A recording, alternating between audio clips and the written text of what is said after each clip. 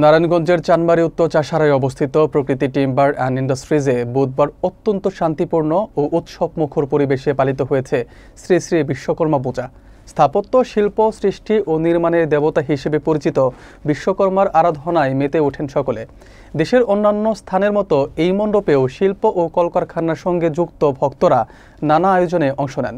বিস্তারিত থাকছে মনিরুল ইসলাম মনিরের প্রতিবেদনে। বুধবার সারা দেশে বিশেষ করে শিল্প, কলকারখানা, স্বর্ণকার ও কর্মকার শিল্পে পালিত হয়েছে শ্রী শ্রী বিশ্বকর্মা পূজা। নারায়ণগঞ্জের চানমারি উত্তর চাষারার প্রকৃতি টিম্বার অ্যান্ড ইন্ডাস্ট্রিজেও এই পূজা অনুষ্ঠিত হয়। দেবশিল্পী বিশ্বকর্মা হলেন বৈদিক দেবতা, যিনি প্রযুক্তিবিদ্যার দেবতা এবং উপবেদ, স্থাপত্যবেদ ও চতুষষ্ঠীকলার প্রকাশক হিসেবে পরিচিত। পূজার পৌরোহিত্য করেন শঙ্কর চক্রবর্তী এবং এতে সভাপতিত্ব করেন প্রকৃতি টিম্বার অ্যান্ড ইন্ডাস্ট্রিজের স্বত্বাধিকারী কমলচন্দ্র মণ্ডল।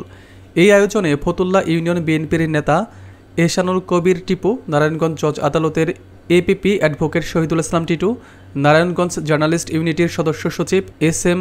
জহিরুল ইসলাম বিদ্যুৎ এবং পূজা উদযাপন কমিটির সদস্যসহ গণ্যমান্য ব্যক্তিবর্গ উপস্থিত ছিলেন। বিএনপির নেতা এহসানুল কবির টিপু পূজা মণ্ডপ পরিদর্শনে গিয়ে সার্বিক পরিস্থিতি ও আইনশৃঙ্খলা বিষয়ে খোঁজখবর নেন। তিনি বলেন, ধর্ম যার যার হলেও উৎসব সবার এবং দেশের মানুষ স্বাধীনভাবে নিজেদের ধর্ম পালন করবে বলে তিনি আশাবাদ ব্যক্ত করেন। তিনি আরও বলেন, তারা সবসময় সবার পাশে আছেন এবং থাকবেন। তিনি প্রত্যাশা করেন ভবিষ্যতে এই ধরনের উৎসবগুলো আরও সুন্দরভাবে পালিত হবে।